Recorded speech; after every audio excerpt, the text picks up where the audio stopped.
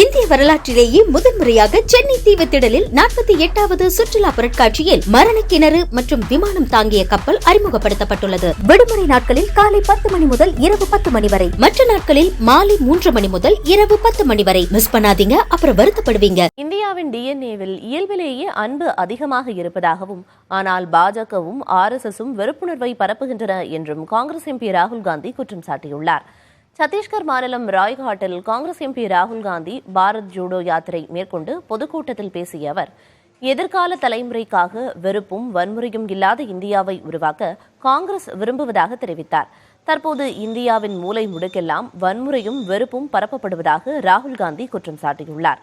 இந்தியாவில் பல்வேறு கலாச்சாரங்கள், நம்பிக்கைகள் கொண்ட மக்கள் வாழ்ந்தாலும் அவர்களிடையே அன்பும் அமைதியும் நிலவியதாக கூறிய ராகுல் காந்தி, பாஜகவும் RSSம் வெறுப்புணர்வையும் வன்முறையை பரப்பி வருவதாகவும் கடுமையாக சாடினார்.